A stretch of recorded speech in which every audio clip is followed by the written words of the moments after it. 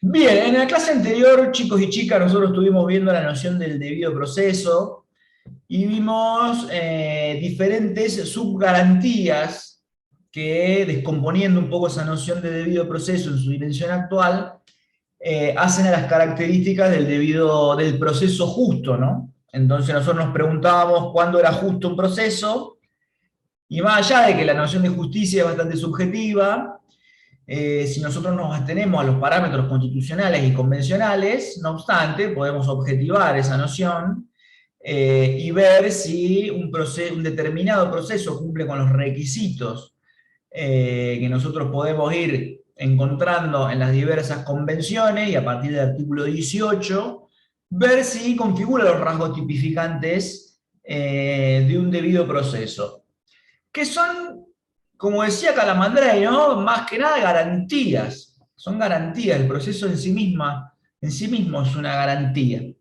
Pero ¿qué pasa? Hoy el tema es principios procesales. Entonces ustedes se estarán preguntando cuál es la relación entre lo que nosotros vimos de debido proceso y, y los principios procesales, porque también podríamos ponerlo en términos de principios, ¿no? Lo que podríamos decir para que ustedes no se confundan, o por lo menos que les sea más fácil estudiarlo, es que lo que nosotros vimos en la clase anterior son principios esenciales, principios fundantes.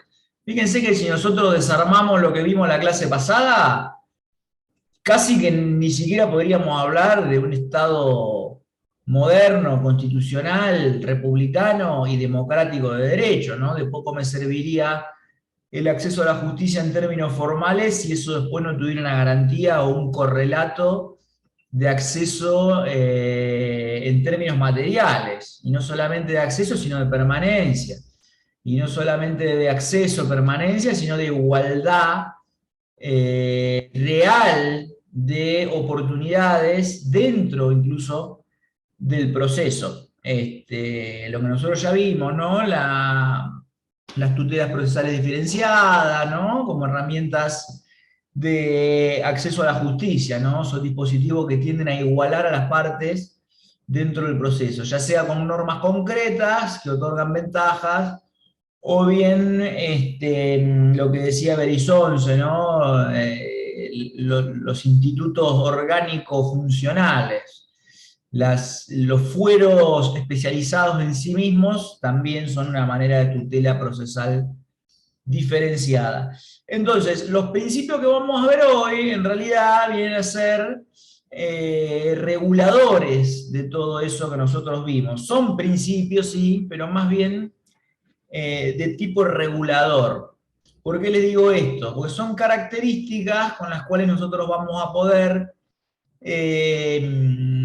si se quiere, conceptualizar, o más que conceptualizar, tipificar, no solamente nuestro ordenamiento procesal, sino cualquiera que nosotros analicemos en derecho comparado, ¿no? A partir de ver si se cumplen determinados principios, nosotros podemos clasificarlos y tipificarlos. Concretamente, ¿de qué hablamos cuando hablamos de principios procesales? Más allá de esto que decíamos, que son más bien de tipo regulador, podríamos definirlo como las orientaciones generales o las directivas, creo que dice Palacio, en las que se inspira cada ordenamiento jurídico procesal. Repito, son directivas u orientaciones generales en los que se inspira cada ordenamiento jurídico procesal. ¿Por qué son inspiraciones, orientaciones generales o directivas? Porque fíjense que, por ejemplo, nuestro ordenamiento procesal está constituido sobre la base de el principio dispositivo. Estamos hablando del proceso civil, chicos y chicas, ¿eh? Vamos a hacer las aclaraciones del caso, por ejemplo, en familia, que tiene el principio inverso. Pero en civil y comercial rige el principio procesal de carácter dispositivo, rige el principio escriturario atenuado, ya vamos a ver con las modulaciones del caso, sigue el principio de bilateralidad, sigue el principio de congruencia, sigue el principio del famoso iura novit curia, o de que el juez conoce el derecho, y rige el principio de legalidad, entre otros, que vamos a ir también comentando, algunos con mayor grado de profundidad que otros. Pero fíjense cómo ya en un somero repaso ustedes pueden ver cómo son como características a las cuales adscribe nuestro ordenamiento y que nos permiten tipificarlo, ¿no? Fíjense que ya con el primer principio les di un ejemplo de otro tipo de proceso que aplica al inverso, como es el proceso de familia. Esto está en el Código Civil y Comercial, que pone en cabeza del juez la carga de impulsar el proceso si es que las partes lo abandonan.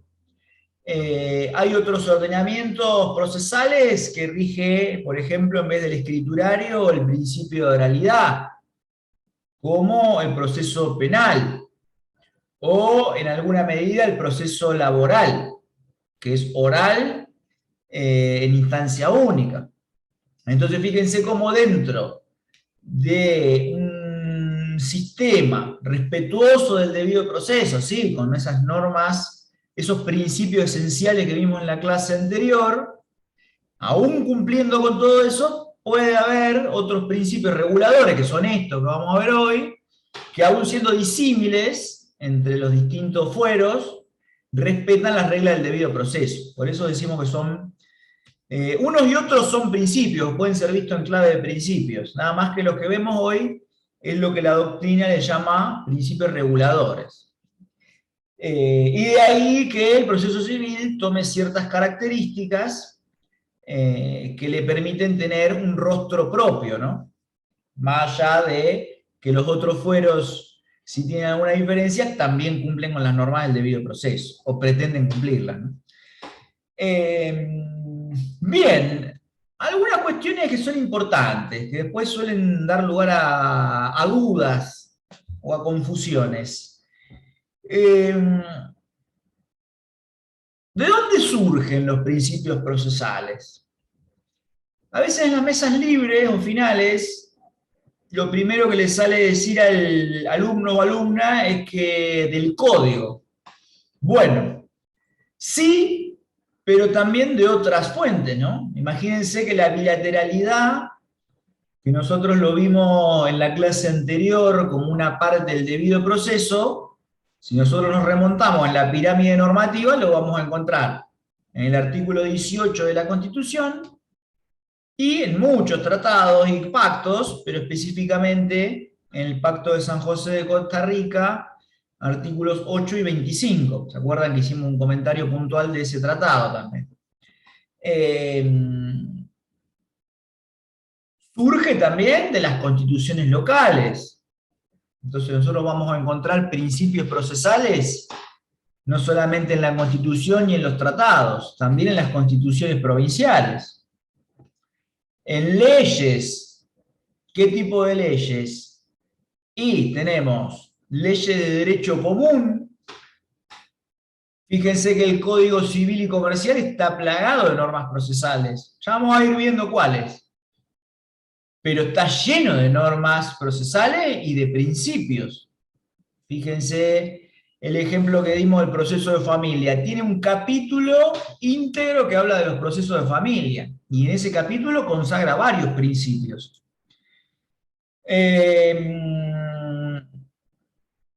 Si nosotros encontráramos algún tratado con principios procesales que no sea de los que menciona la Constitución en el artículo 75, inciso 23, y fíjese que incluso serían tratados con superioridad a la ley, o sea que tenemos de todos los escalones de nuestra pirámide normativa fuentes de principios procesales, o sea que ya dijimos, Constitución, tratado con jerarquía constitucional. Puede haber algún tratado o convención con principios procesales que no esté en el 23, inciso 23 del 75, pero que tenga jerarquía superior a la ley.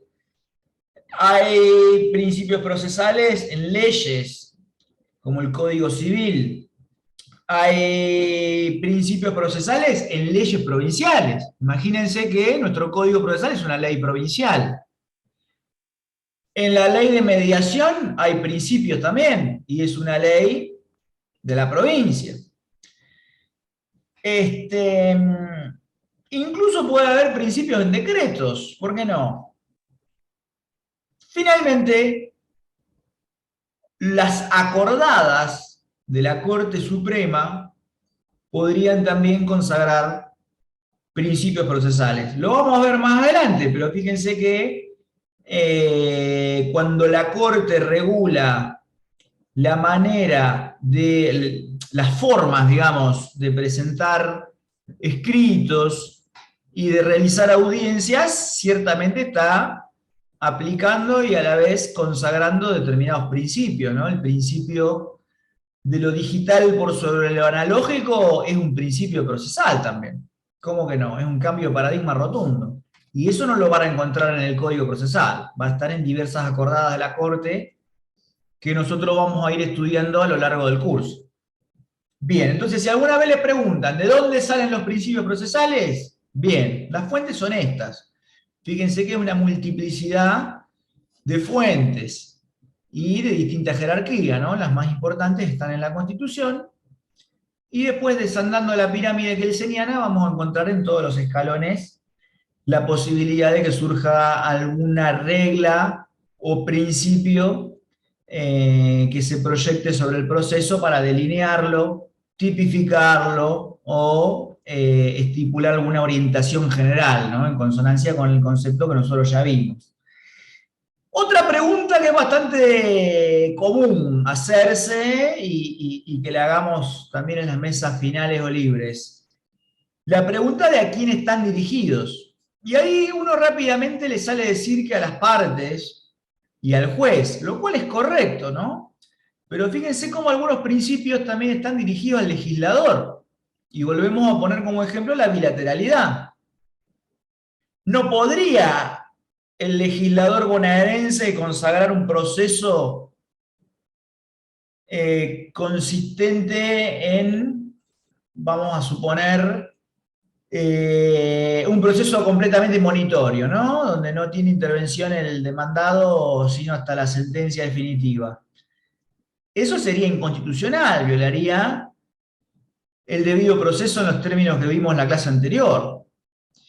Fíjense que la fundamentación de la sentencia también podría verse agravada o violada como principio si es que se consagrara por parte del legislador un proceso, imagínense como pasaba en la antigüedad, ¿no? Que metían unas piedras, unos huesos, echaban las suertes, como le decía, como decían los escritores clásicos, adentro un casco, y bueno, el que sacaba la piedra marcada ganaba. Eso hoy no podría ser, porque nosotros tenemos dentro del debido proceso, y también como principio procesal, el deber de los jueces de motivar la sentencia. Entonces fíjense cómo también se proyecta sobre la figura del legislador toda esta serie de principios procesales que vamos a ver hoy.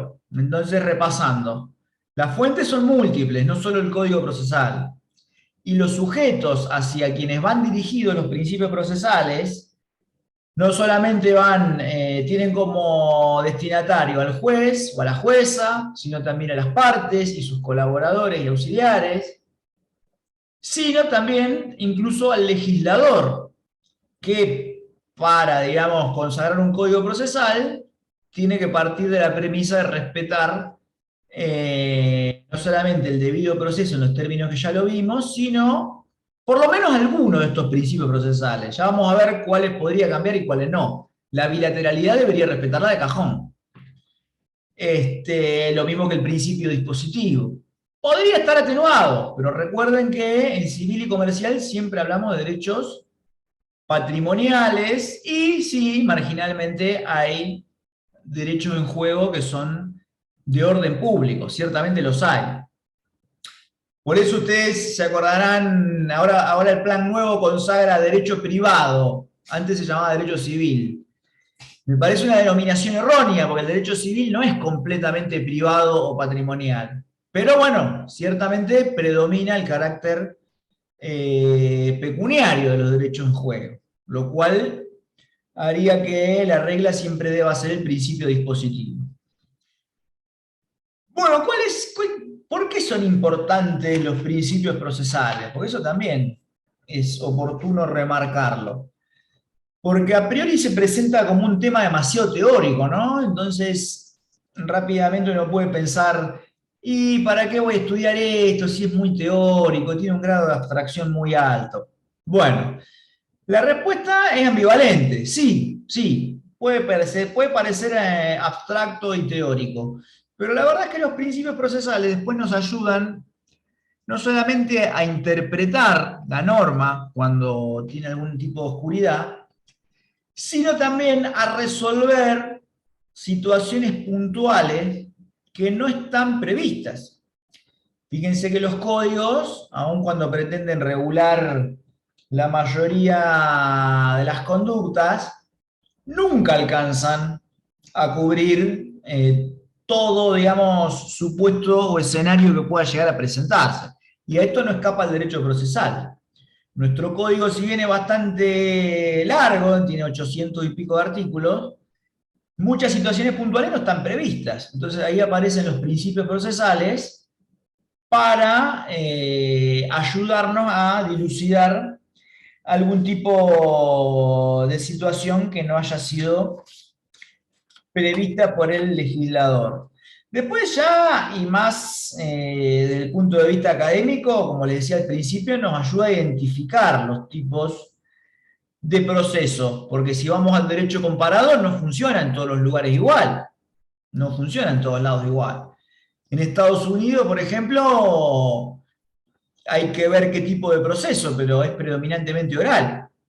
Y en algunos casos tiene hasta jurados populares. En civil estamos hablando, ¿no? Entonces fíjense lo distinto que puede llegar a ser un sistema procesal en derecho comparado. Incluso en derecho comparado local, ¿no? Ustedes saben que el régimen procesal es de tipo provincial. Entonces no es tampoco hegemónico en todo el territorio nacional la vigencia de ciertos principios. Pero ya lo vamos a ir viendo con el correr del curso. Por ejemplo, en Jujuy siempre fue por audiencias. Y acá siempre fue escriturario, para que se den una idea la diferencia. Después, puede servir también como herramienta para la tarea del legislador, ¿no? Fíjense, no solamente tiene un tipo de alcance académico, sino que después el legislador, a la hora de crear una norma nueva, yo no voy a hablar de acá de proyectos y de anteproyectos de código, porque la verdad que se vienen sucediendo en el tiempo y nunca sale ninguno. Entonces, sí, yo veo que ahí algunos se ríen. Venimos de hace años, siempre hay algún anteproyecto y o proyecto en danza en la legislatura, y siempre los estamos estudiando y nunca sale ninguno. No creo que esta sea la excepción. Hay un proyecto que está, digamos, en trámite en la legislatura bonaerense. La verdad que no le veo mucha posibilidad de que, ojo, a lo mejor nos sorprenden y un día para el otro lo sacan, pero está ahí como estancado. ¿Por qué le digo esto? Porque el legislador también después hace un análisis comparativo en términos de principios de los modelos que puede llegar a adoptar ante una eventual reforma. Para que ustedes se den una idea, el proyecto que está en danza hoy ante la legislatura cambia el paradigma en un montón de principios. Pasa de la escritura pura a una predominante oralidad, tiene juicio de menor cuantía, lo que implicaría también adoptar con mayor eficacia el principio de economía procesal. Tiene, bueno, estos juicios por jurados en causas de interés público. Tiene un montón de innovaciones. De tal suerte que también sirven al legislador para después hacer ese análisis comparativo y poder tomar una decisión que por lo menos políticamente o como horizonte de cambio normativo pueda ser útil para una futura reforma.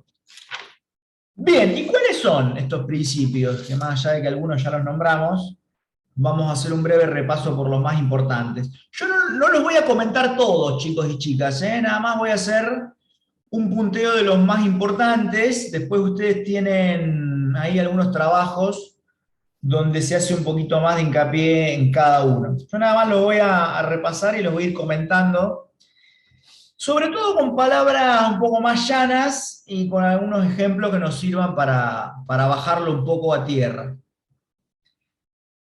Bien, el principio número 1 que van a encontrar en todos los manuales y en todos los libros es el principio dispositivo. Ahora bien, si bien el nombre es bastante elocuente, ¿no? Porque parece hacer referencia a disponer, ¿no?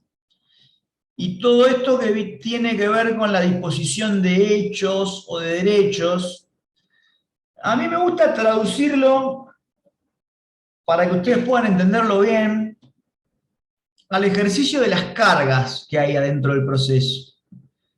Ya esto lo vamos a ver más adelante, ¿no? Lo que tiene que ver con cargas, obligaciones y deberes procesales, pero les adelanto que el concepto de carga tiene que ver con el propio interés, o sea, lo que uno hace porque le conviene. Y el principio dispositivo lo veo, esto no lo van a ver en Palacio, se me ocurrió a mí, como una manera de explicarlo. Lo van a ver íntimamente vinculado al concepto de carga. ¿Por qué les digo esto? Porque el principio dispositivo lo que nos marca es que son las propias partes las que van a tener a su cargo no solamente el impulso del proceso, el inicio y el impulso, sino también la delimitación de los hechos y de la mano con eso, la aportación de elementos probatorios. Y obviamente la disposición del derecho material. Esto es más de derecho civil, pero es oportuno mencionarlo también, ¿no? Fíjense, qué mayor acto de disposición que el demandado que se allana a la pretensión del actor. O la renuncia de derechos hecha por el actor. Es un acto de disposiciones. Entonces, cuando nosotros nos preguntamos, sí, dispositivo porque dispone. Bueno, ¿dispone de qué? Y puede disponer del inicio y mantenimiento con vida de la instancia. Por eso, la ley 48 creo que es, que regula la justicia federal, en realidad son varias, ¿no? Pero la 48, que es la más conocida por contener el recurso extraordinario federal, habla de que la instancia se va a originar a pedido de parte. Eso es clave, es una clara manifestación del principio dispositivo. No hay instancia sin petición de parte. Perdón que insista en la idea, pero acá estamos hablando de derechos civiles, civil y comercial. Entonces, no hay inicio de instancia sin petición de la parte. No solamente el inicio, sino el impulso. El proceso que el actor no mueve es susceptible de caducar, sin que venga nadie a activarlo, ¿no? Nadie tiene la obligación ni la carga de activarlo más que el actor o la actora. Bien, más allá de la instancia, ¿de qué puede disponer también? De la aportación de hechos. Los hechos los aporta la actora y la demandada. Y después, con esos aportes fácticos, que pueden incluir lo que tengan ganas, por eso también es una manifestación del principio dispositivo. Obviamente que uno mete todos los hechos que le conviene, por eso yo uno el principio dispositivo al concepto de carga procesal. Yo estoy obligado a contar todo en mi demanda. Tengo un deber ético de litigar con la verdad, pero no tengo, digamos, una obligación de poner todo. ¿Qué tengo? La carga de señalar los hechos que sean fundamento de mi pretensión. Misma consideración podemos hacer para el demandado, ¿no? Va a dar su versión y va a contar los hechos que sean fundamento de su defensa. Esto le da a las partes lo que Palacio y otros autores también, ¿no?, llaman la delimitación del tema decidendum. Porque fíjense, aportan los hechos, aportan las pretensiones, y eso va a hacer que se forme un área fáctica y de pretensiones que van a delimitar el área de la controversia. Porque nosotros, ¿qué tenemos en una demanda y su ulterior contestación? Hechos que son afirmados por una parte y que son resistidos o negados por la otra, y después tenemos una pretensión y una resistencia por parte del demandado. Ese tema decidendum después tiene reflejo en otro principio, que es el principio de congruencia. El principio de congruencia tiene que ver con que el juez o la jueza no puede decidir más allá de lo peticionado por las partes. No puede decidir ni algo distinto, ni algo mayor, ni puede decidir de menos. Entonces el principio de congruencia consiste en eso. El juez o la jueza tiene que decidir las controversias que se le plantean y no algo distinto, ni de más ni de menos. Ni mucho menos meter cosas, digamos, que no tienen nada que ver, ¿eh? Está clarísimo. Ese es el principio de congruencia procesal, o sea, es un desprendimiento o un reflejo del principio dispositivo. ¿Por qué? Porque las partes provocan la jurisdicción en la medida de lo que peticionaron. Entonces, un acto de decisión en exceso al tema decidendum sería un acto sin jurisdicción. Por aquello, ¿se acuerdan cuando decían que el interés es la medida de la acción? Eso, una frase caballito de batalla de varias materias, civil, introducción al derecho. Eso viene de Rudolf von Jhering y de la doctrina alemana. Sin interés no hay acción. Entonces, si no hay, digamos, una controversia que dilucidar, tampoco hay jurisdicción. Por eso que el principio de congruencia se proyectaría también hacia el legislador. Sería uno de los principios que el legislador debiera recoger, si es que quiere respetar las reglas del debido proceso, ¿no? Pero sigamos con el dispositivo. Ya comentamos que puede disponer de los hechos, puede disponer del derecho de fondo, ergo también de las pretensiones. Y les decía que de la mano con esto también son los que aportan las pruebas, ¿no? Una vez más, directamente vinculado al concepto de carga procesal. Yo no estoy obligado a ofrecer prueba, ni mucho menos a producirla, pero yo voy a señalar, o voy a necesitar señalar la que más me convenga para que prospere mi pretensión, o mi defensa, si estoy del lado del demandado. Entonces, en ese sentido también son las partes las que aportan el material. Jueces y juezas no pueden meter por la ventana elementos probatorios.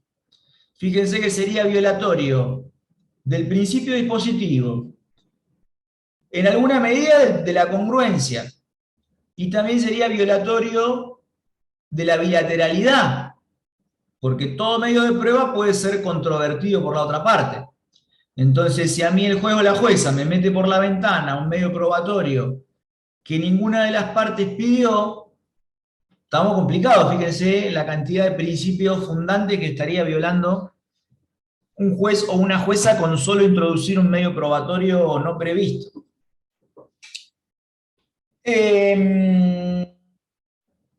Bien, así que fíjense todas las aristas.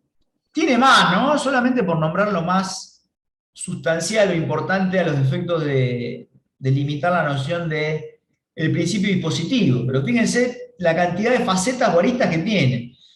Me interesa remarcar esto porque después muchas veces se suele asimilar el principio dispositivo solamente con el inicio a petición de parte y el mantenimiento de la instancia por impulso de los sujetos procesales. Abarca mucho más que eso. Y van a ver durante el desarrollo del curso que muchas cosas que vamos a ver, que vamos a desarrollar, están directamente vinculadas con este principio. Como los ejemplos que dimos, ¿no? El allanamiento, el desistimiento del derecho, en la transacción van a ver que opera el principio dispositivo, en el ofrecimiento de prueba, en cualquier contestación de traslados, etcétera, etcétera. Bien, otro principio que venimos mencionando ya hace rato, la bilateralidad. En su formulación más sencilla vendría a ser que cualquier decisión que vaya a tomar el órgano judicial debe hacerlo previamente haber escuchado a las dos partes. Escuchado en sentido medio romántico, ¿no? Leído sería, en un proceso como el nuestro que es escriturario. Ya vamos a hablar de la escritura. Pero digamos, teniendo en cuenta las manifestaciones de ambas partes. Esto por eso van a ver que siempre que hay algún tipo de articulación de pretensiones, hay un traslado. Eso es por respeto al principio de bilateralidad. Lo que dice A, le damos traslado a B. Y cuando B opine, se decide. Y es el mismo mecanismo que se sigue con la demanda, la contestación, con la... Todavía no lo vimos, ¿no? Pero cuando se promueve un incidente, se resuelve previo traslado, y así. Toda vez que una parte articula una pretensión, hay un traslado, y después el juez resuelve. Obviamente también con la posibilidad, dado el caso, de producir prueba, y todo lo que vimos como integrante del debido proceso en la clase pasada. Bien, bueno, mencionaba yo la escritura, ya vamos a meternos de lleno en eso, en lo que fuimos nombrando. Nosotros tenemos, en rigor, la vigencia del principio escriturario, con algunas audiencias, que en el esquema clásico, como se plasman en un acta, de alguna manera terminan siendo ingresadas al proceso como un escrito, sin perjuicio de que se celebran. Una audiencia es una reunión. Yo voy a ir tratando de aclarar los conceptos muy técnicos, porque a veces nosotros lo damos como algo obvio y no es tan obvio. Hoy hice en referencia a la noción de traslado. Traslado quiere decir poner en conocimiento de la otra parte. Eso técnicamente es traslado. Traslado es poner en conocimiento, ya sea un documento, un escrito, una petición. Una audiencia es una reunión, pero no es cualquier reunión. Es una reunión de las partes con el juez o la jueza. A tal punto que el proyecto de código procesal nuevo quita la palabra audiencia y le llama reunión, para hacerlo en clave de lenguaje claro. La audiencia es una reunión de las partes con el juez. Entonces le decía, por regla, principio escriturario. Hay audiencias como la declaración de testigos o la confesional, pero en el esquema puramente clásico eso ingresa al proceso en forma de acta, lo cual lo convierte también en un escrito. ¿Por qué les digo clásico? Porque modernamente algunos jueces y juezas han adherido a lo que se denomina plan de oralidad en la justicia civil, promovido por la Suprema Corte de la provincia y el Ministerio de Justicia. En el año 2016 se firmó un convenio para promover el uso de la oralidad como una manera de modernizar el proceso civil.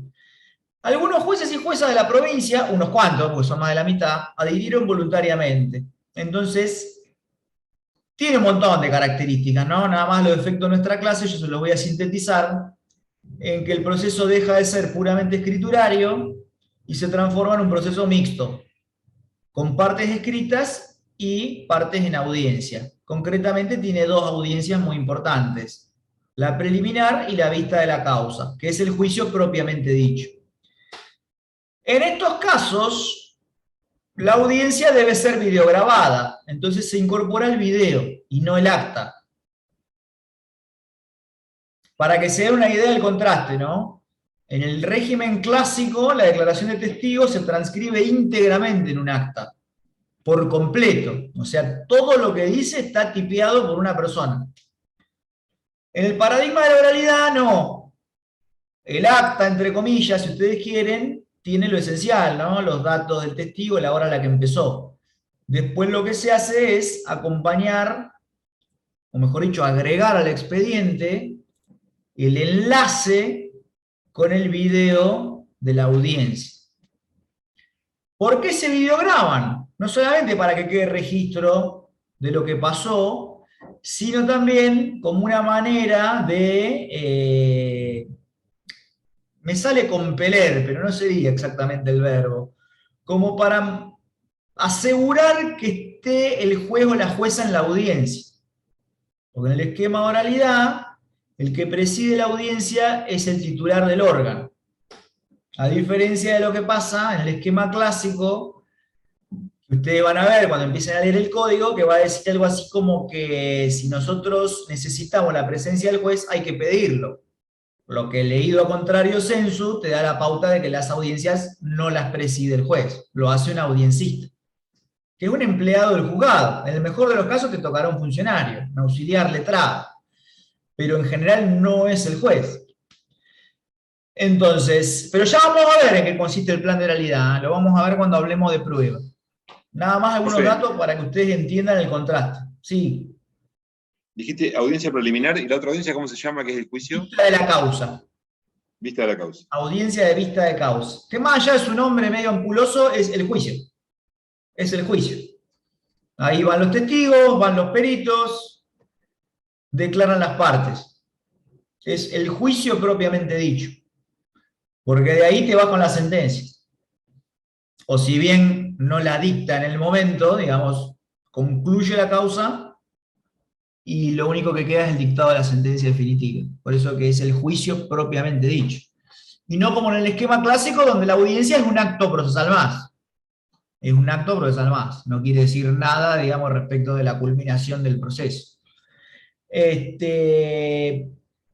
Bien, pero bueno, ya vamos a ver las modulaciones que tuvo la implementación de la oralidad. Lamentablemente ahora está como en retroceso, porque fíjense, es como todo, ¿no? Empiezan las tendencias, todo se suma, se suma, se suma, viene la ola, está en la cresta, proyecto de ley, y después, claro, se empiezan a desdibujar los acuerdos políticos, cambia de gobierno, eso no se consagra en ley, y ya después de tanta movida, si vos no tenés una ley que te apuntale, me refiero a la labor del juez o de la jueza, se entra como a desdibujar. Entonces, lamentablemente, ahora toda esa movida de oralidad está como en retroceso. Se está volviendo a lo puramente escriturario y excepcionalmente en algún que otro proceso implementar el juicio por audiencia. Es una lástima, porque la verdad que las estadísticas arrojaron cifras bastante positivas, ¿no?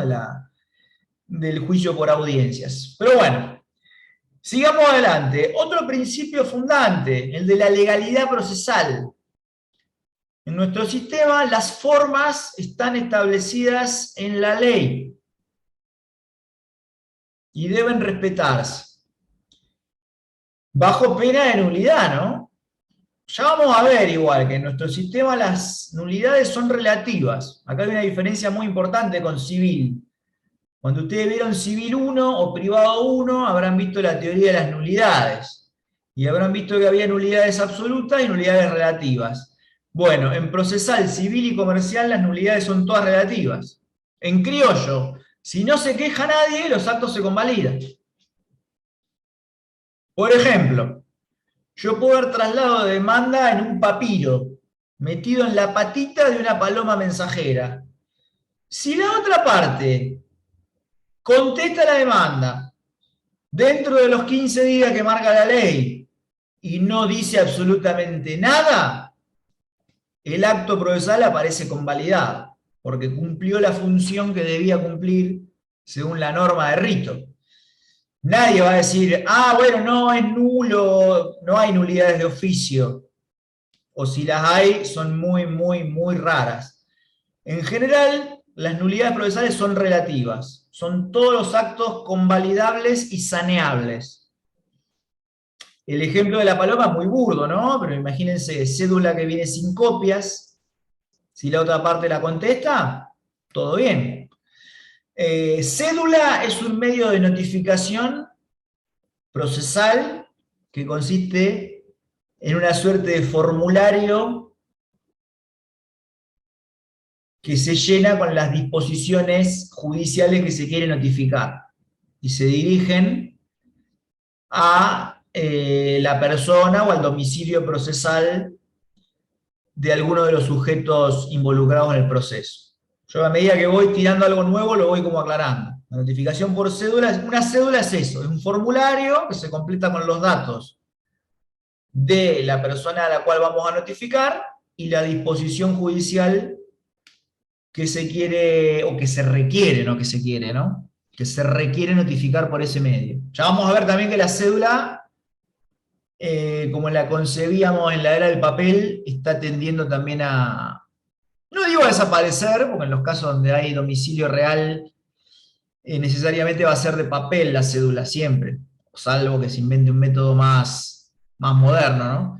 Pero está en retracción la cédula. Antes era cédula para todos y todas, así, ¿no? El desparramo de cédulas para todos lados. Hoy lo que tenemos son notificaciones automatizadas y excepcionalmente la remisión de una cédula de papel al domicilio del requerido. Bien, sigamos adelante. De la congruencia ya hablamos, de la bilateralidad también. Principio de economía procesal. Este también es un principio vigente en nuestro sistema, lo van a encontrar en los artículos, en el artículo 34, no me acuerdo el inciso. 34 o 35, soy malísimo yo para los números de artículos. Entre los deberes del juez, sí, el 34. Van a encontrar que tiene el deber de concentrar, en la medida de lo posible, los actos procesales en uno solo. Y eso también nos lleva al principio de concentración, ¿no? Pero son todos reflejos de la economía procesal. Digamos que el mensaje sería que el juez tiene el deber de simplificar los actos procesales para que sea más económico en términos de tiempo y de recursos. Por ejemplo, si hay 5 testigos, lo ideal sería que haga una sola audiencia en la que declaran los 5. Y no que haga 5 audiencias, una para cada testigo, todos en días diferentes. Porque sería un dispendio de el tiempo de los litigantes, la sala de audiencia del órgano, si se hace virtual, un dispendio de la cuenta que tiene de Microsoft Teams para tomar audiencia, y así. Si se pueden concentrar los actos procesales en uno solo, el juez debe hacerlo de esta manera. Otro principio vinculado con este, el de inmediación. Y fíjense cómo se empiezan a relacionar entre sí, ¿no? Porque el de inmediación yo lo podría relacionar con la escritura barra oralidad y también con el de economía procesal. ¿Por qué les digo esto? Porque la inmediación significa que el juez tome contacto con las partes. Y este también es un valor que se ha resignificado en tiempos actuales. Antes este era un principio que había quedado medio en el olvido, ¿no? Las partes no le veían nunca la cara al juez o a la jueza. Hoy ha cobrado valor, nuevo impulso este principio de inmediación. Las partes tienen un derecho constitucional a que el juez o la jueza tome contacto directo y las escuche en una audiencia. Fíjense cómo han pasado más de 200 años y el derecho a ser oído, que los norteamericanos, por ejemplo, siempre tuvieron claro que era ser escuchado en una audiencia, nosotros digamos que lo convertimos en derecho a ser leído y hace 100 y pico de años que venimos con ese paradigma. Ahora, el derecho a ser oído, concebido en tiempos actuales, es derecho a ser escuchado. ¿Escuchado en dónde? En una audiencia, con presencia del juez y de la jueza. Eso es la inmediación. Es el titular del órgano en contacto directo con las partes. Y no ficcional, un contacto material. Por eso el valor republicano del proceso por audiencias. Fíjense que en este paradigma que yo les comentaba de la oralidad civil, que se empezó a implementar a través del acuerdo entre la Corte y el Ministerio de Justicia, al estar el juez o la jueza presente en las audiencias, se valoriza la inmediación. y la horizontalidad y la participación plural en la administración de justicia. El juez, la jueza pone la cara, los escucha y toma contacto directo con las partes. Ahora colóquense ustedes en el lugar del litigante y fíjense que no es lo mismo, ¿no? De esa intermediación a través del papel, que el hecho de que el que va a decidir la controversia te conozca la cara y por lo menos te escuche, aunque sea 10 minutos. Además, los jueces más abiertos, digamos, dejan que la propia parte hable, y eso también es importante, porque en general el proceso judicial es muy, no solamente muy formal, obviamente lo es, porque estamos hablando de formas reguladas por la ley, sino que también es como que tiende a circular la información entre los operadores del sistema, y la parte siempre está calladita ahí a la sombra del abogado.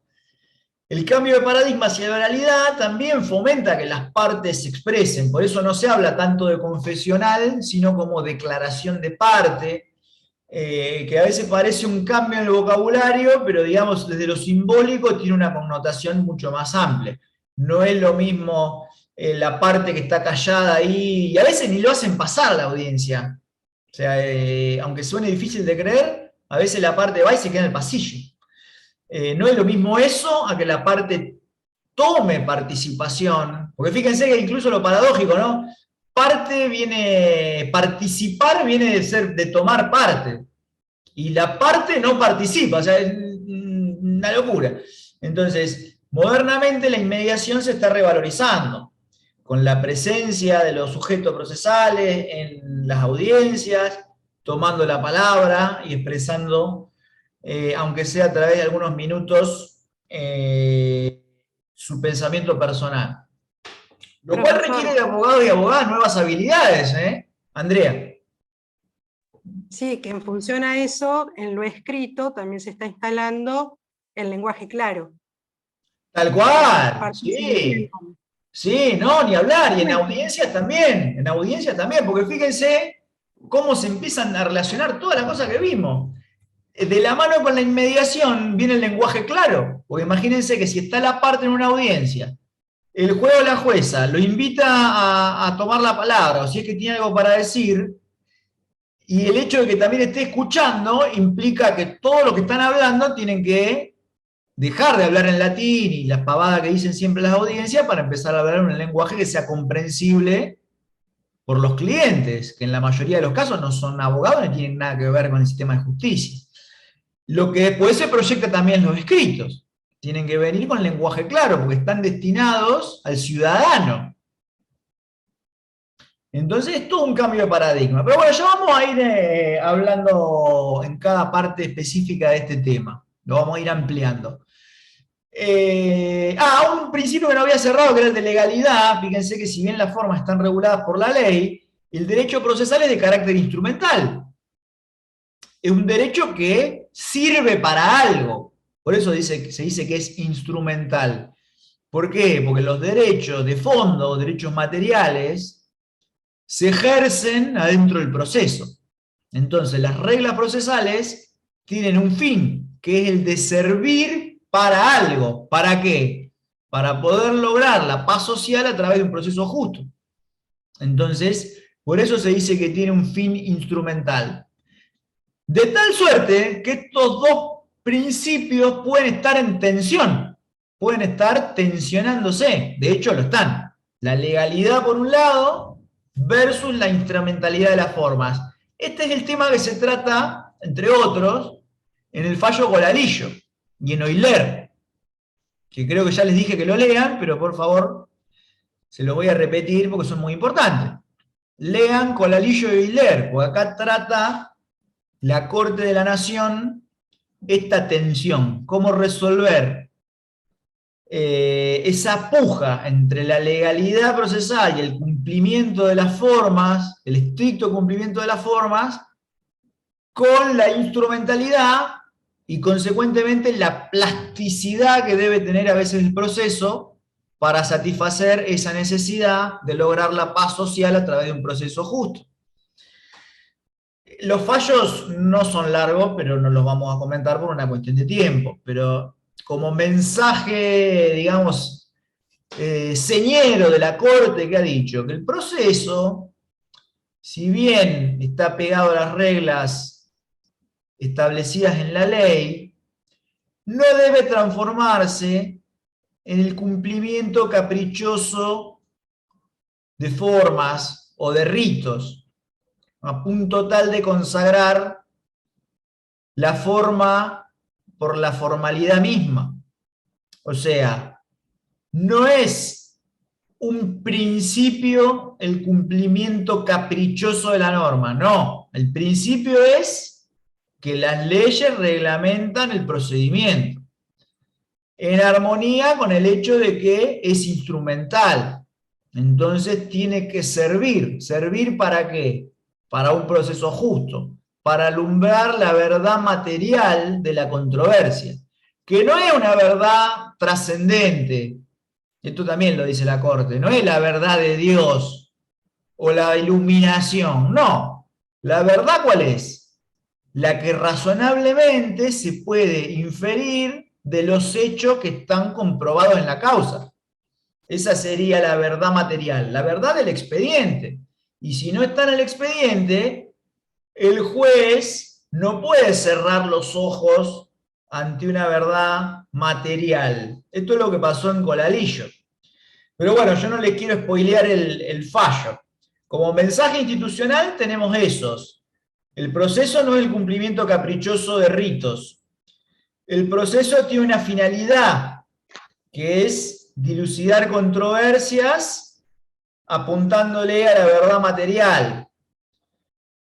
La sentencia es una derivación razonada del derecho vigente a partir de los hechos comprobados en la causa.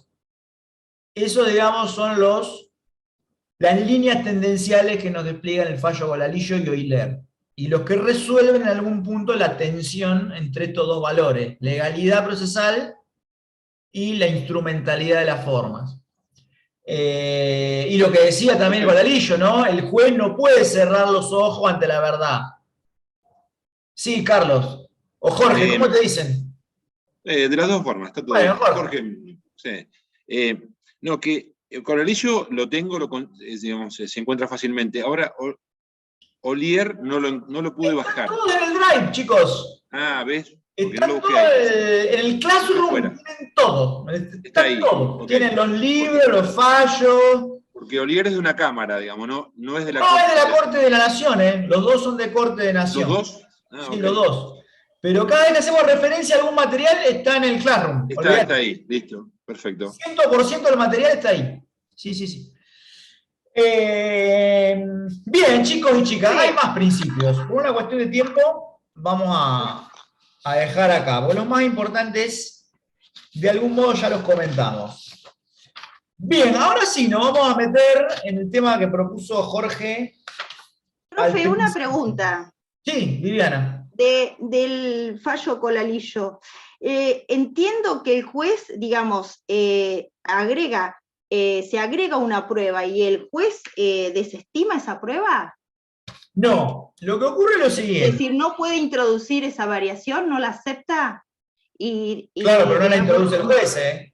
No la introduce el juez. No, digamos, no permite.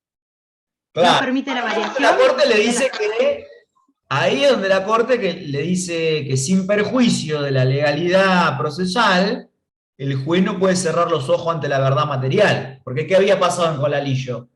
Era un accidente de tránsito, y ustedes saben que para que el seguro te cubra vos tenés que acreditar ciertas cosas mínimas, como por ejemplo tener registro.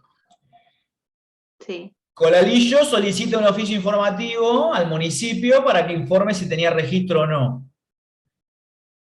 Mantiene viva esa prueba porque manda el oficio, no le contestan, manda un oficio reiteratorio, no le contestan, no sé, manda otro, le siguen sin contestar. Llega un momento que el juez dice, no, bueno chicos, voy a dictar sentencia sin la prueba. Ahora, ¿qué pasa? El oficio llega medio tarde, pero llega. Ahora, la parte había mantenido viva esa prueba, no había incurrido en caducidad. Entonces, la prueba llega y el informe dice que sí, que tenía registro. Ahora el juez hace caso omiso a eso, dice que es extemporáneo, y emite sentencia como si no tuviera registro. Entonces la corte le dice, mire maestro, usted no puede cerrar los ojos ante la verdad material. Si tenés un informe que dice que tiene registro, ¿cómo va a decir que no tiene registro? Es una locura. Bueno, eso tuvo que llegar hasta la Corte de Nación, porque la Cámara también le ha ido mal. Entonces, el mensaje de la Corte es claro. No podemos cerrar los ojos ante la verdad material, menos si obran el expediente.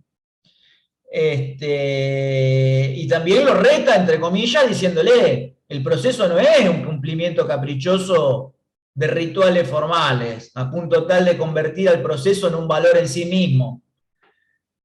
No, es instrumental, sirve para algo. Entonces, Colalillo está bueno porque tiene un montón de ideas, de líneas tendenciales en este sentido. A punto tal que varios de los párrafos se han convertido ya en una suerte de mantra, ¿no? Eso de la sentencia, la derivación razonada de los hechos comprobados en la causa, eso es textual de un párrafo de Colalillo. Así que por favor después léanlo, Colalillo y Euler. Entre los dos forman como una suerte de tándem. Es más, le digo que hasta tal punto que ya ni me acuerdo los párrafos que son de Euler y de Colalillo, porque son los dos muy... Además están redactados medio románticos, con esas frases ampulosas que usaban antes, porque son fallos viejos. Colalillo es del 50 y pico y Euler es del 80 y algo. Bien, ahora nos vamos a meter en uno de los temas que como pregunta propuso Jorge al comienzo. Una vez más, yo no me voy a meter fino en el tema, ¿no? Voy a lo que tiene que ver con la recusación y los conflictos de competencia. Ustedes tienen ahí material y hay un video también para ver. Así que yo ahora me voy a centrar esencialmente en los conceptos de jurisdicción y competencia, y en lo más importante del tema. Todo lo demás, no digo que sea fácil, pero está bastante claro en el código y en el libro. Así que nada más, nos vamos a meter directamente en lo esencial. Repito, cuestiones de competencia lo van a ver ustedes por sus propios medios, lo mismo que lo que tiene que ver con las potestades del juez y recusación de jueces. Eso se los dejo para que ustedes lo vean por su cuenta. No es tampoco tan difícil. Pero sí está interesante tratar el concepto de jurisdicción, su diferencia con la competencia y ver cómo se puede subclasificar la competencia funcional de jueces y juezas. Bien, unas palabras previas, que esto un poco lo dijimos también en la primera clase. Acá se puede ver patente una idea que mencionamos al comienzo del curso, de que todas las palabras tienen un sentido que es muy preciso. No es lo mismo que en otras materias donde uno puede usar la palabra jurisdicción en sentido territorial o puede usar competencia como sinónimo de jurisdicción. Bueno, no. Jurisdicción tiene un sentido y un alcance súper claro y específico, y con la competencia pasa lo mismo. Hoy les adelantaba con la pregunta de Jorge. Jurisdicción está íntimamente vinculado al principio republicano y la distribución de funciones dentro de una nación. A tal punto que se vuelve un concepto central, no solamente del derecho procesal, sino del derecho político y constitucional. Entonces, ni hablar de que la Constitución Nacional tiene previstas un montón de cláusulas y de disposiciones que tienen que ver con la prohibición en el Poder Ejecutivo y en la Administración de emitir decisiones de tipo judicial, ¿no? Entonces ahí adquiere todavía mayor valor poder dilucidar lo que es el concepto de jurisdicción. Porque fíjense, esto lo dice Palacio también, ¿cómo puede ser que hay órganos de la administración que parecen decidir controversias, y si yo leo el artículo 109 me dice que el Poder Ejecutivo no puede decidir causa ni arrogarse el conocimiento de la fenecida, no me acuerdo cómo es que dice literalmente. Bueno, ya lo vamos a ver.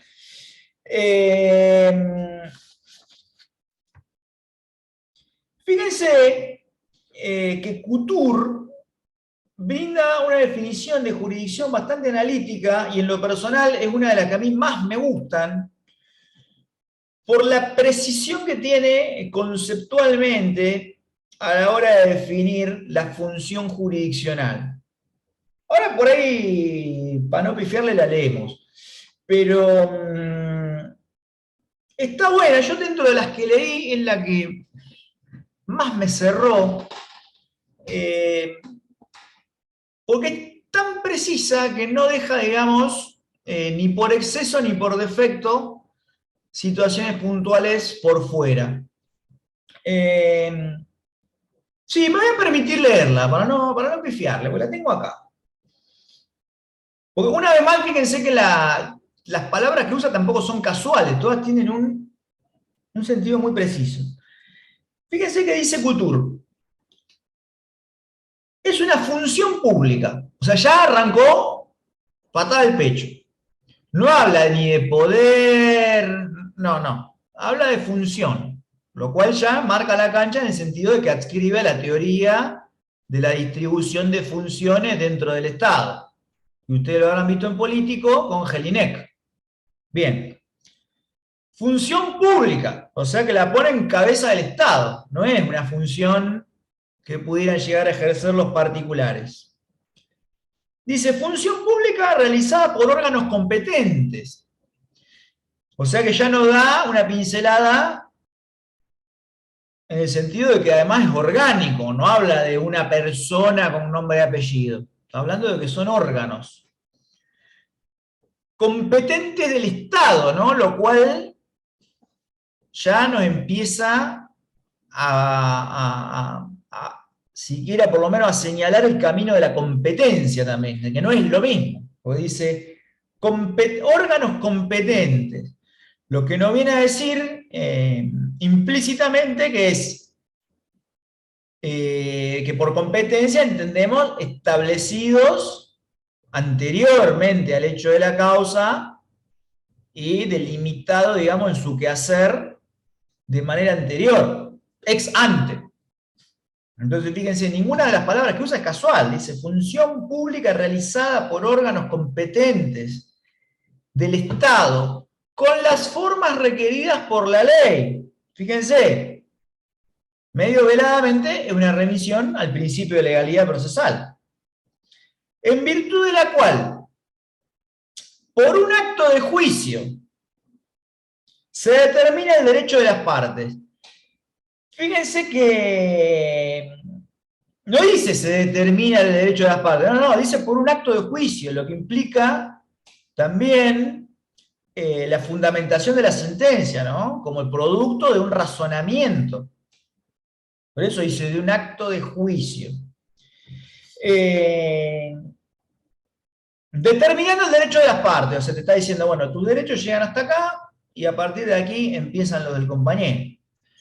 Con el objeto de dirimir sus conflictos y controversias de relevancia jurídica. Una vez más, fíjense, dice conflictos y controversias, no dice solo conflictos. Porque a veces no son conflictos en pugna, a veces son controversias. Acuérdense, Sayan contra Sac de Sayan, que fue el fallo que terminó en la ley de divorcio vincular, no tenían un conflicto, estaban los dos de acuerdo en lo mismo, los dos se querían divorciar, no tenían un conflicto, ¿qué había? Una controversia, los dos querían algo que la ley no se lo permitía. Eso terminó en un célebre fallo y la ley a partir del cual fue tan fuerte que se terminó sancionando la ley de divorcio vincular, si no me falla la memoria, en el año 86. De relevancia jurídica, o sea que la jurisdicción no se mete en la disputa sobre si fue córner o no una jugada en un partidito, no, estamos hablando de conflicto de relevancia jurídica. Y después dice algo que para mí es esencial y que marca el perfil de la jurisdicción. Porque fíjense que yo hasta acá, con lo que les leí hasta acá, se lo voy a repetir de corrido. Función pública realizada por órganos competentes del Estado. Fíjense, hasta acá no dice Poder Judicial, no dice nada. Función pública realizada por órganos competentes del Estado, con la forma requerida por la ley, en virtud de la cual, por un acto de juicio, se determina el derecho de las partes, con el objeto de dirimir sus conflictos y controversias de relevancia jurídica. Hasta acá, hasta lo que leí acá, yo incluso podría englobar en esto decisiones de tipo administrativo, ¿no? Hasta lo que leí acá, a mí me encaja algún tipo de decisión de los órganos de control, del ENRE, del ENARGAS, el INADI, del ENACOM. Entraría también las decisiones de los tribunales fiscales, que no son jurisdiccionales, son administrativos. Entrarían las decisiones emanadas de juzgado de faltas, ¿no? Porque de algún modo determina el derecho de las partes, dirime la controversia por un acto de juicio, con la forma requerida por la ley, órganos competentes. Pero el maestro Couture, que por eso a mí me gusta tanto cómo define las cosas, finaliza la definición con esta frase: mediante decisiones con autoridad de cosa juzgada, eventualmente factible de ejecución. Y estas dos características, a mi entender, definen a la jurisdicción. Repito, la fuerza de la cosa juzgada y el hecho de ser factible de ejecución.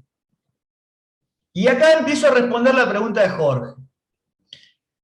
¿Por qué una decisión del ENARGAS o del ENACOM o del órgano de control que a ustedes se les ocurra no es un acto de la jurisdicción? Primero, porque sus decisiones no portan la fuerza de la cosa juzgada. Yo podría una decisión emanada de un órgano administrativo controvertirla en sede judicial.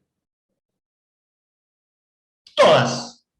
La multa de tránsito me la puedo llevar al terreno de la justicia en lo correccional. Una multa administrativa me la puedo llevar por vía de pretensión anulatoria a la justicia en lo contencioso administrativo. Las decisiones de los órganos de control, habría que ver cada ley, ¿no?, reglamentaria, pero en general pueden terminar en el fuero contencioso, obviamente, del Poder Judicial. Y así. Rasgo que no tiene, digamos, el Poder Judicial no se va a otro poder para ver si le convalidan las decisiones. Esto sería una locura total. O sea, no, una sentencia civil no es susceptible de ser impugnada en otro poder, o cuestionada, no sé, imagínense, en la legislatura. Esto sería una locura galopante. Entonces, ¿qué le falta a las decisiones de la administración? La autoridad de la cosa juzgada. Clave, chicos, clave, esto es clave. Sumado a esto que dice para cerrar, ¿no?, eventualmente factible de ejecución. Las decisiones de la administración en cualquier tipo que a ustedes se les ocurra, lo que sea, la ejecución del impuesto, la ejecución de una multa, debe sí o sí pasar por el Poder Judicial. Cosa que el Poder Judicial no necesita. Una sentencia civil, no me voy a otro poder a ejecutarla. Por eso es coercible y eventualmente susceptible de ejecución. En cambio, la administración, en cualquiera de sus manifestaciones, no tiene esta potestad. Si el gobierno me quiere ejecutar un impuesto, me tiene que iniciar un juicio de apremio. Si me quiere ejecutar una multa, también me tiene que hacer un juicio de apremio. Si me quiere embargar mi auto, previo a ejecutarme esa multa, le tiene que pedir una medida cautelar al Poder Judicial. Y así. Entonces, estas dos son las características que tiene la jurisdicción y que no tiene ningún otro poder. Bien, hasta acá, digamos, el concepto de jurisdicción de Couture, que a mí me parece brillante. Ahora ustedes se estarán preguntando cómo compatibilizo esto con lo que dice Palacio, por ejemplo. Pero fíjense que Palacio, cuando él admite la posibilidad de jurisdicción administrativa, en alguna medida está diciendo lo mismo que esto, pero con otras palabras, porque ¿qué dice Palacio?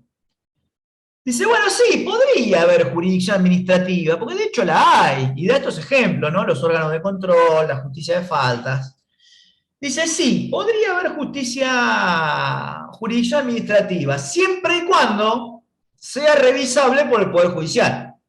Ahora, lo que yo le criticaría ahí a mi querido Lino Enrique Palacio es que si otro poder te tiene que ayudar, no tenés jurisdicción. Y esto ya lo decían los latinos, ¿no? La jurisdictio, que es la facultad de decir el derecho, viene con la coertio, que es la posibilidad de obligarte a cumplirlo. Entonces, si una decisión no tiene fuerza de cosa juzgada y el poder que la emite no tiene la espada en la mano para obligarme a mí a cumplirla, entonces ¿dónde está la jurisdicción? En mi humilde entender, no está. Lo que hay es una decisión administrativa susceptible de ser ejecutada por ante el Poder Judicial. Y esto es lo que después recoge la Corte Suprema de la Nación en el famoso fallo Estrada. Ahí, ¿qué había pasado? Léanlo después ustedes el fallo, nada más le comento el meollo. Se trataba de una decisión de un órgano de control. Creo que era el ENRE, no me acuerdo. Entonces se cuestionaba acá la posibilidad de que la administración tuviera la posibilidad de emitir decisiones jurisdiccionales. Y la Corte, con estos límites que señala Palacio, lo admite. Dice, bueno, sí, está bien. Es posible que algún órgano administrativo emita una decisión jurisdiccional. Y ahí le pone los condicionamientos.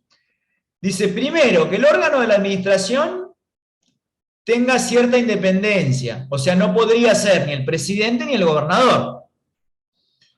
Que sea susceptible de ser revisado por el Poder Judicial, dice la Corte. Y finalmente que su ejecución también tramite la senda judicial. El fallo Estrada, Ángel Estrada, es el más característico. Después se complementa con otros muy importantes, sobre todo en materia tributaria. Ustedes, bueno, no lo han visto porque no llegan a finanzas, pero cuando vean finanzas van a ver que la Corte se ha cansado hasta el hartazgo de declarar inconstitucionales las medidas cautelares impuestas por la administración. Si ustedes leen la ley orgánica de la AFIP, va a decir algo así como que el administrador federal de ingresos públicos te puede embargar, puede tomar de propia mano plata tuya que esté en una cuenta. Bueno, sí, veo las caras que ponen. Sí, es una locura galopante. Es una locura. Pero la AFIP lo hace. Y no lo ha dejado de hacer, que es lo más triste. Lo que pasa es que obligan a la víctima de este obrar manifiestamente ilegal a articular una medida judicial para repeler el ataque arbitrario de la AFIP. Pero digamos que a nivel de principios es una locura galopante que tanto ARBA como AFIP te embarguen sin pasar por el Poder Judicial. En definitiva, volvemos a lo mismo, chicos y chicas, carecen de jurisdicción. Y si el artículo 17 de la Constitución me dice que nadie puede ser privado de su propiedad sin sentencia fundada en ley, y sentencia yo conozco una sola, chicos, la del Poder Judicial. Entonces, volvemos a lo mismo, ¿no? A la noción de jurisdicción y su importancia para el sistema republicano. A mí me cierra mucho más lo de Couture que lo de Palacio y lo del fallo Estrada. Lo que pasa es que también hay que tener en cuenta que la Corte Suprema de la Nación es un órgano político también, y en algún modo tiene que dejar contento a todo el mundo. Fíjense que si le dice lo que dice Couture, medio como que lo descalifica al ente regulador del caso Estrada y en general a todos los órganos de la administración. Entonces, una salida elegante creo que fue decir que hay jurisdicción administrativa siempre que cumpla determinados requisitos. Lo que pasa es que esos requisitos, en mi humilde modo de ver, terminan desvistiendo a la función a punto tal de que no es jurisdicción. Entonces, sería como decir que, bueno, sí, existen caballos de dos patas siempre y cuando relinchen, ¿viste? No, es medio raro, ¿viste? Pero bueno, entendemos también que la Corte es un órgano político, más allá de jurisdiccional. Creo que eso está clarísimo, ¿no? A partir de las decisiones que toma, siempre tiene un mensaje político, lo cual no está mal, ¿eh? No, nada más que hay que tenerlo en cuenta. Lo duro cuando te agarra desprevenido. Bien, sigamos adelante. Competencia. Fíjense que Couture ya al toque la nombra, ¿no? Como parte del concepto de jurisdicción. Entonces uno se pregunta, ¿cuál es la relación? ¿O cuál es el rol que juega la competencia respecto de la jurisdicción? A mí me parece, después de haberlo leído un montón de veces, ese capítulo que me hacía ruido y ruido y ruido, que Palacio ahí tiene una frase poco feliz, porque dice algo así como que la competencia es la medida de la jurisdicción. No me gusta para nada esta frase, me gusta para nada porque nos pareciera sugerirnos que hay como una relación de género-especie, y esto no es así, no es así. ¿Cuál fue el autor que más me cerró? Alsina. Yo lo comento a título anecdótico, no lo busquen porque es un libro viejo, es del año 40 y pico, 50. Pero fíjense lo que dice Alsina. Dice, bien, está bárbaro, ¿no? La función jurisdiccional, todos los jueces tienen jurisdicción. Y para determinar la competencia, nosotros podríamos, el concepto de competencia, ¿no? Nosotros podríamos imaginar que así como hay un gobernador o gobernadora, qué sé yo, también podría haber un solo juez, ¿no? O sea, podría haber un solo tipo sentado acá en La Plata, en Plaza Moreno, ¿no? Dirimiendo controversia, como en el medioevo. Y qué sé yo, salir de gira, no sé, tomarse un micro, ir por todas las localidades, en las plazas, diciendo, bueno, tráiganme sus conflictos que los vamos a resolver acá nomás. Es medio raro, pero qué sé yo, podría ser. Ahora dice Alsina, y bueno, esto es medio impráctico, ¿no? Sería medio impráctico, no estaría bueno. ¿Por qué? Y primero por una cuestión de la cantidad de gente que hay y de la distancia. Está medio raro, ¿no? Entonces estaría bueno que haya jueces cercanos a la gente. Después dice la especialidad de los conflictos. Está bien, el juez conoce el derecho, está bien. Pero la verdad es que los conflictos son tan sofisticados que portan cierta especialidad. Entonces sería raro que un juez o que una jueza sepa todo de todas las materias. Después lo mismo pasaría con el derecho al recurso. Entonces, ¿cómo haríamos? Teníamos un solo juez, pero que no habría derecho al recurso. Porque no, si hubiera un único juez, como había en el medioevo, que el rey resolvía todo, ¿cuál sería el recurso? En el medioevo había, digamos, estamentos locales y la alzada era la realeza, era el rey. No está muy democrático eso. Entonces Alsina dice, bueno, acá aparece el concepto de competencia. Y la verdad que la competencia, más allá de todos los avatares teóricos que uno pueda decir, la verdad que se presenta como una herramienta de distribución del trabajo entre los jueces. O sea, nada que ver con la jurisdicción. Ni siquiera hay una relación de género-especie, como pareciera sugerir Palacio. No hay nada que ver. Fíjense, la jurisdicción es una función de la República que tiene a su cargo dirimir controversias, con la fuerza de la cosa juzgada y coercibles. Y la competencia es una regla de distribución del trabajo. Ante el hecho dado de que vos tenés un montón de conflictos y que tenés que dividir el laburo para que eso se pueda realizar eficazmente, vos necesitas reglas de distribución del trabajo que sean anteriores al hecho de la causa, como lo marcan los artículos 17 y 18. Porque vos no podrías agarrar y decir, bueno, hoy tenemos muchos quilombos laborales, entonces vamos a asignar más jueces acá. No.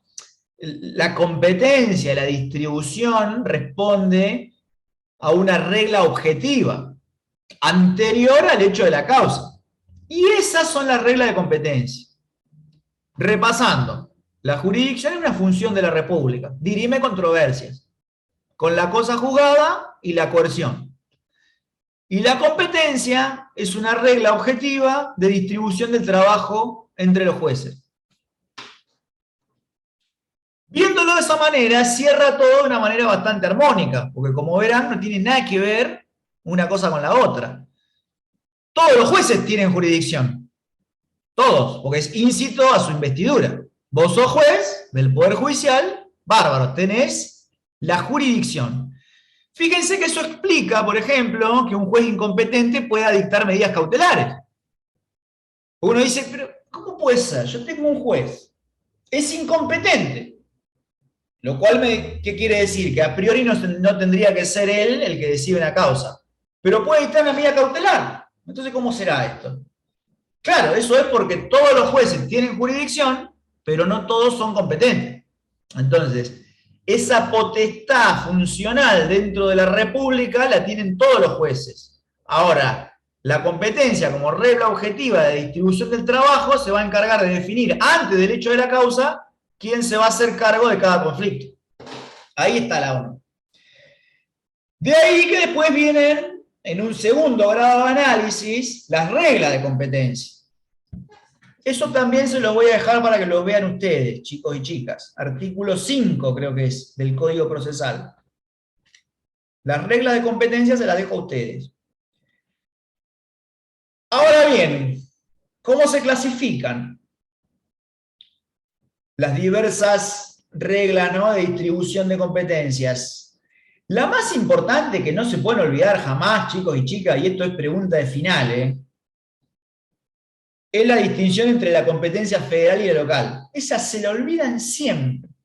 En la mesa libre, siempre que uno pregunta esto, empiezan por la competencia por razón de la materia.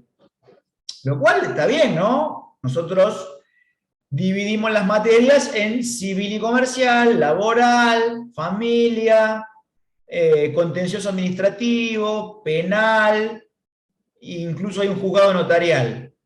Bárbaro. Pero antes de ese análisis, yo tengo que ver si el caso es local o federal.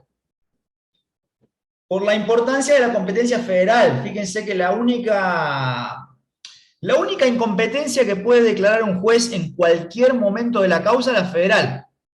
Donde surge la cuestión federal, la causa federal, el juez local tiene que declinar la competencia y reenviar al juzgado federal de turno.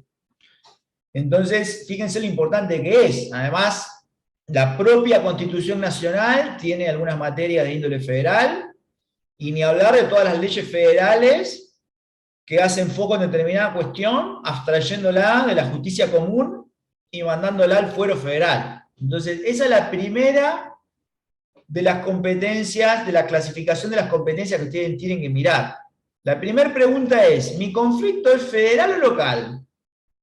Y una vez que tenemos respondida esa pregunta, nosotros podemos seguir adelante. Porque fíjense que la distribución de materias por fuero federal es distinta que la de provincia.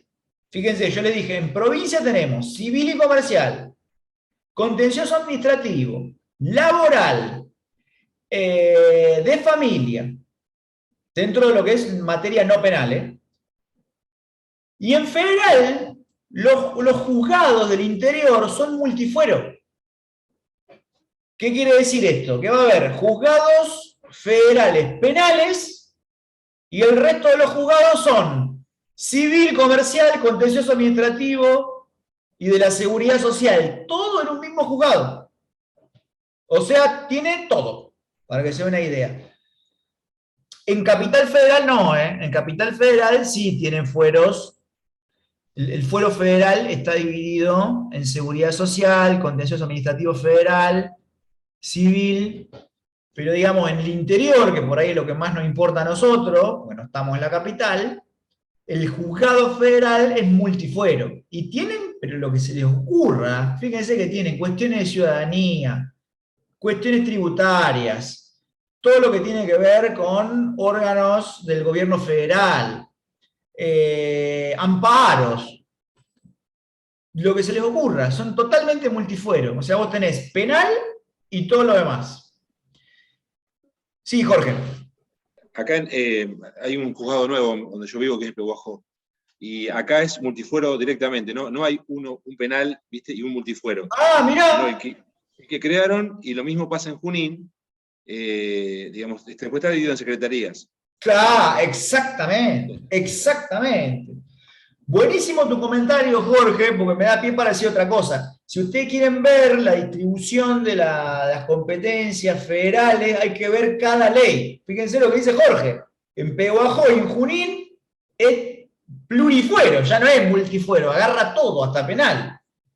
Muy buena la aclaración. Pues yo, está bien, no puedo evitar tener como paradigma los juzgados federales de La Plata, que vos tenés juzgado federal penal y después todo lo demás. Pero claro, no necesariamente es así. En las localidades del interior de toda la República puede ser que existan juzgados como lo que dice Jorge, que tiene penal y todo lo demás. Para saber cuál es la competencia específica hay que ver la ley de creación del juzgado. No sabía que había... Bueno, está disponible la ley, inclusive digamos, la publicaron, y por ejemplo en azul, sí, es así como dice usted, es penal y después multifuero. Y azul, no sabía que había en Pehuajó. abarca Bolívar. Claro, claro. Sí, porque esas otras, los juzgados federales No, territorialmente... lo dije mal, Bolívar es nuestro, no. Abarcaba, ya no. Abarcaba. Ahora es de Pehuajó. Sí. En la justicia federal, como dijimos en la clase pasada, las distancias territoriales son mucho más amplias. Fíjense que hay cámaras federales que comprenden varias provincias incluso. El tema de distancia y circunscripciones territoriales es mucho más amplio en federal que en provincia. O sea que la primera pregunta que hay que responderse es si nuestro caso es federal o es local. Como le decía, dentro de la local, repito, tenemos civil y comercial, que no es civil y comercial, no, es las dos cosas juntas, civil y comercial. Porque en el ámbito de la capital hay civil por un lado y comercial por otro. Eso tiene mucho que ver con el nivel de litigiosidad comercial que hay en Buenos Aires. En provincia es alto, pero no tanto, o no hay tantas empresas. O sea, está lleno de empresas, pero imagínense lo que es capital. Todas las empresas grandes tienen domicilio ahí, aunque no estén físicamente ahí. Entonces, eso lleva a que tenga un nivel de litigiosidad comercial muy alto que justifica que sean dos fueros distintos. Uno civil y uno comercial. Provincia tiene los dos en uno. Y después tiene familia, laboral y contencioso administrativo. Y después, obviamente, hay penal para adultos y el fuero de responsabilidad penal juvenil para jóvenes. Bien, después viene la competencia por grado, ¿no? Eso es más fácil, porque tenemos primera instancia, Cámara de Apelación y en grado extraordinario la Suprema Corte de la provincia. Insisto en esto, es civil, porque por ejemplo laboral, si bien la ley de creación del nuevo fuero laboral contempla juzgado y cámara, no está implementada todavía no está implementada, hace ya varios años que está sin implementar. Entonces la realidad es que en laboral todavía hay tribunal colegiado de instancia única, no hay cámara, se va directo a la corte por recurso de inaplicabilidad de la ley, si es que existía algún agravio que lo justifique, si no, instancia única. Contencioso administrativo también tiene cámara de apelaciones en lo contencioso administrativo, y familia tiene una particularidad que no tiene cámara propia, sino que la cámara de familia, la alzada de familia es la cámara civil. Ahí estamos como en deuda, porque el Código Civil y Comercial pide especialidad en el fuero, y nosotros no la tenemos, no hay cámara de familia. Ni siquiera hay salas especializadas, ni siquiera eso. La alzada de familia es civil. Bien, chicos. Se está olvidando de las ciudades chicas que tenemos juzgado de paz en primera instancia. Bueno, la alzada es la Cámara Civil. Sí. Cámara de apelación. Exactamente. La justicia de paz está regulada como un fuero distinto. Muy buena la apreciación, Andrea. Es medio multifuero también. Tiene cuestiones de familia. Sí. Y Se tiene le delegó muchísimo. Se le delegó muchísimo. En el Sí. caso de 9 de julio somos la segunda ciudad que estamos con oralidad, Mirá. con proyecto de oralidad. O sea, ya está implementado. Después, chicos, un tip más, un consejo más, que es otra duda que se suele plantear, que esto no lo tienen claro a veces hasta algunos jueces. Fíjense la situación que les voy a plantear. No solamente no hay que confundir jurisdicción y competencia, no confundir con territorio tampoco, porque son tres cosas completamente distintas.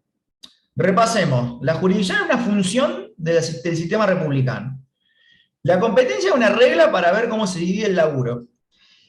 Y después, lo territorial no funciona como un límite de la jurisdicción.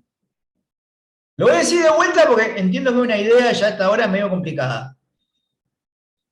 El territorio no es un límite de la jurisdicción. ¿Por qué les digo esto? Porque las reglas de competencia, una vez que tienen determinado cuál es el órgano judicial que va a conocer de una controversia, una vez que dicen, bueno, mira, el órgano competente es la justicia de primera instancia en lo civil y comercial de Azul, una vez que está determinado eso, la jurisdicción no tiene límite ni territorial, ni personal, no, nosotros vivimos en un país federal, esto no lo tienen claro hasta algunos jueces. Hemos visto, por ejemplo, muchas cautelares. Me acuerdo un caso bastante célebre, un juez federal que dictó una cautelar en materia de defensa del consumidor, una cautelar colectiva, era por un aumento de tarifas, y dijo, bueno, voy a congelar las tarifas cautelarmente, pero limitándolo a mi circunscripción. Creo que era el juez federal de San Isidro, algo así, ya ni me acuerdo. Este es un error muy grosero. ¿Por qué? Porque si vos sos competente y tenés jurisdicción, no hay límite territorial. Esto está en el artículo 7 de la Constitución Nacional, chicos, por el federalismo. Fíjense lo que dice, a ver si lo tengo, el artículo 7 de la Constitución. Bueno, ya es medio tarde para leerlo, pero dice algo así como que los actos de gobierno y jurisdiccionales son válidos en toda la República, sin distinción de dónde provienen. Por eso es que la ley 22.172 es de colaboración entre tribunales de la República. Repito, una vez que el juez es competente, su jurisdicción no tiene límite. No tiene límite. Por eso es que la declaratoria de herederos emitida en una provincia es válida en toda la demás. Por eso es que una declaración de quiebra es válida en todo el país. Si no, fíjense lo absurdo de la situación. Vamos a ponerlo contrario sensu, ¿no? Yo tendría que, si esto no fuera así, yo tendría que obtener una declaratoria de heredero por provincia. Ah, no, soy heredero en provincia de Buenos Aires, pero la casa de Entre Ríos, ¿cómo hacemos? ¿Y otro sucesor en Entre Ríos? Bueno, no. La declaratoria de heredero en provincia de Buenos Aires vale para toda la República.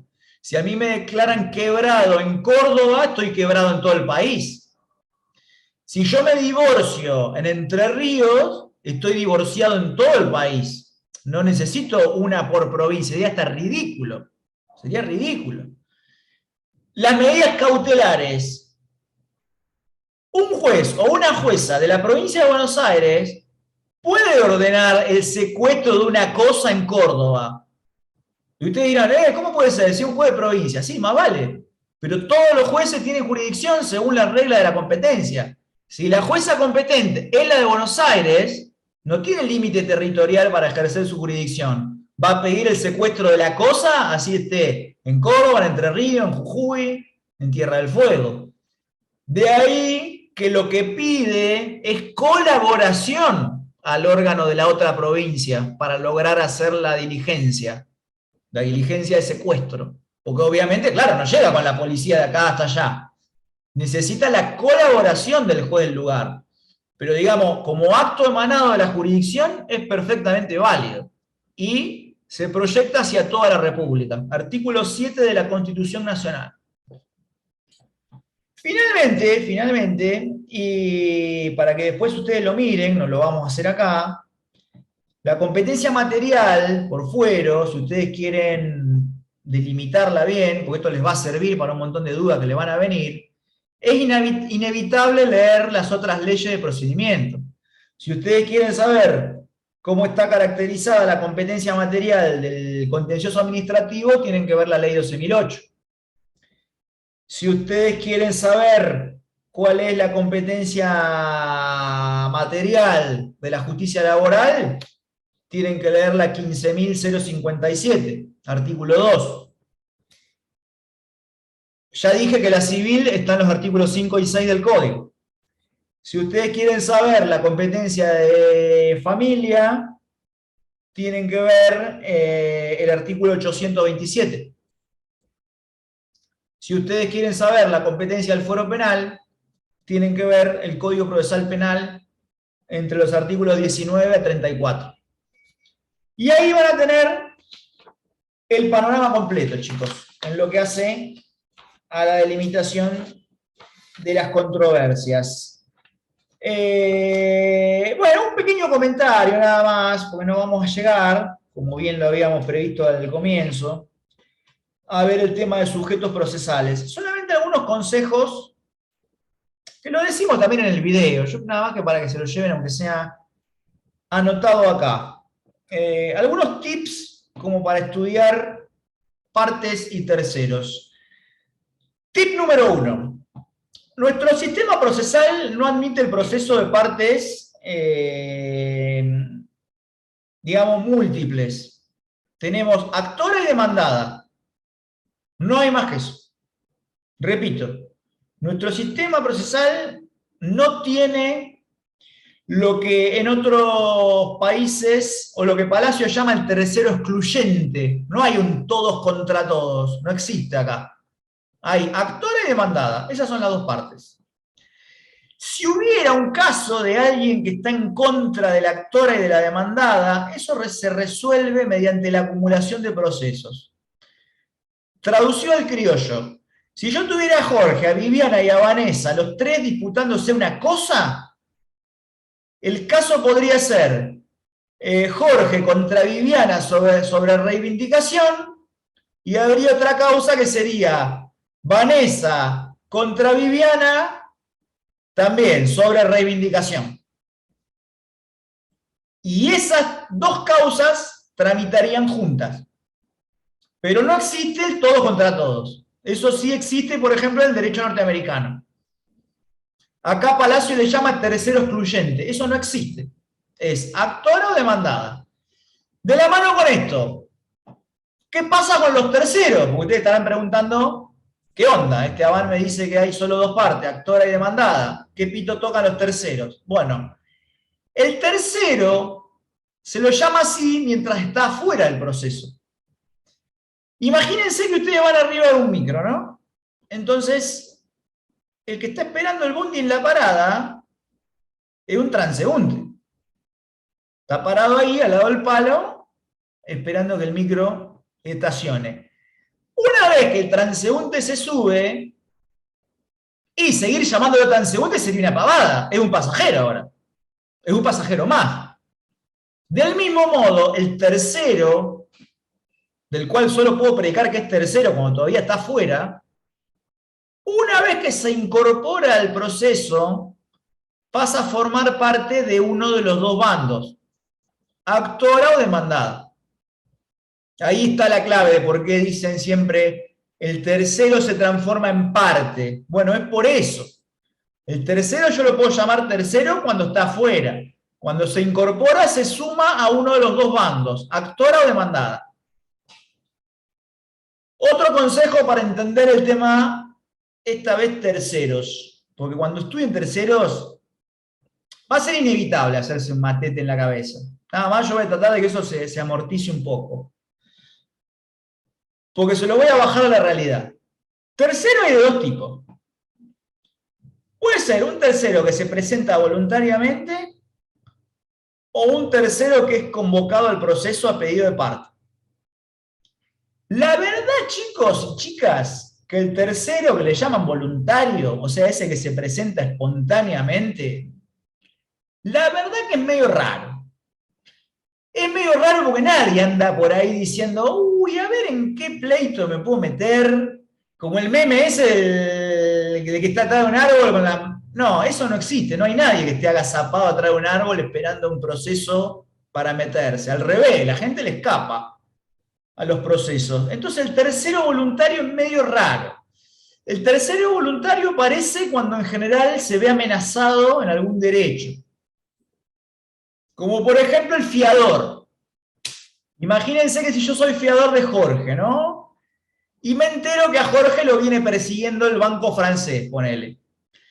Y a lo mejor yo previendo que Jorge diga, me quedo tranquilo porque Avan es mi fiador, y a lo mejor a mí me interesaría presentarme como para ver si le pueden ejecutar algún autito o algo a Jorge y yo zafo. Entonces, el tercero, salvo que se vea amenazado, en general, espontáneamente no viene. Del otro lado, lo que es sí mucho más común en la realidad, es el tercero que es convocado por las partes. Ese es el que tiene un mayor ámbito de aplicación. Ese es. ¿Cuándo lo convocan? Cuando en general viene a salvar, entre comillas, o a garantizar alguna de las partes. El ejemplo más claro es el de los seguros. Los seguros son un tercero. Son convocados a pedido de parte, porque imagínense que el demandado está desesperado porque venga el seguro a ayudarlo. Está desesperado, pero mal, porque si no viene, tiene que pagar, o muy probablemente tenga que pagar de su bolsillo.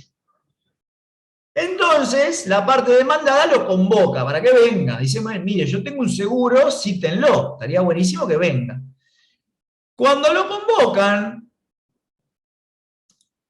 se incorpora al proceso como parte demandada. Por eso es que deja de ser un tercero y se suma a la litis con el bando demandado. Ahora bien, si no se presentara, la sentencia se le aplica igual. Ese es el sentido de la convocatoria. Traducido al criollo te están diciendo, mirá, máster, presentate, porque si no venís, te vamos a aplicar la sentencia igual. Por eso es que es parte, porque tiene interés jurídico en cómo se va a resolver la controversia. El ejemplo de los seguros es el más patente, pero puede pasar en un montón de supuestos. ¿Se acuerdan en obligaciones o en privado 2 cuando hablan de la responsabilidad civil y el tercero por el cual no se debe responder? Ese también. Fíjense que se produce un daño, ¿no? Y el demandado dice, no, mire, yo en realidad, a mí me chocaron de atrás. Me chocó un señor que venía atrás. Técnicamente, ¿eso qué es? Le estoy atribuyendo la culpa o responsabilidad a un tercero por el cual yo no debo responder. Entonces, en ese caso, esa persona podría ser citada como tercero. Se incorpora como parte, sí. ¿A qué bando se incorpora? A la demandada. Obviamente que se van a tirar tierra entre ellos para ver quién paga, pero forma parte del bando demandado. Entonces ahí está la clave, entender cómo opera esto en la realidad. El tercero voluntario existe, sí, en general es medio raro, suelen presentarse solo cuando se ven amenazados. Eso es lo que se llama tercero coadyuvante. Y en general se presenta junto con el actor, o sea, es un tercero que coadyuva o que colabora con alguna de las dos partes, más comúnmente la actora. En cambio, los terceros, que la doctrina llama coactivos, son los que las partes convocan y que se suman también a uno de los dos bandos, bajo apercibimiento de que si no vienen a comparecer, los efectos de la sentencia se les va a aplicar igual. Y la mayoría de los ejemplos se terminan sumando al bando demandado. Ahí está la onda. Son aseguradoras, lo que ustedes también vieron en el derecho civil como la garantía de evicción, terceros por los cuales no se debe responder, alguien que interrumpe el nexo causal, etcétera, etcétera. Deudores solidarios, va por ahí. Bien, chicos, 2003, vamos a dejar aquí. ¿Cuál era, perdóname, Guillermo, Sí. cuál era el coadyuvante? El coadyuvante es el tercero voluntario, el que se presenta para darle una manito a una de las partes. Bárbaro. Es más común, ¿saben dónde, chicos? Esto que les voy a decir, después se lo van a acordar cuando vean Administrativo 2. Es muy común en el contencioso. En el contencioso administrativo sí es común. ¿Saben por qué? Porque a veces la anulación de un acto administrativo perjudica a un montón de gente. Perjudica a un montón de gente. Imagínense, no sé, un contrato de concesión de un lugar, que a su vez se subdivide en un montón de espacios. Entonces, alguien articula una pretensión anulatoria. Y después todos los puesteros de la feria o del predio, esos son, más vale que tienen un interés en que el acto jurídico no se caiga. Se le acaba el negocio. Entonces, esos se podrían presentar como tercero coadyuvante. ¿Coadyuvante de quién? Del que tiene la pretensión de que subsista el acto administrativo. El dueño de la feria, por decirlo en términos que se entiendan.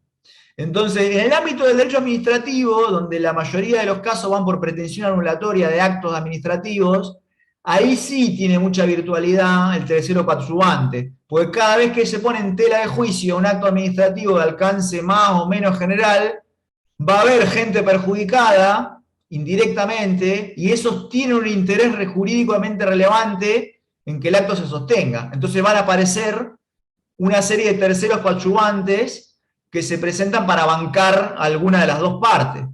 Pero fíjense que una vez más es un ejemplo de un tercero que viene voluntariamente porque se siente amenazado.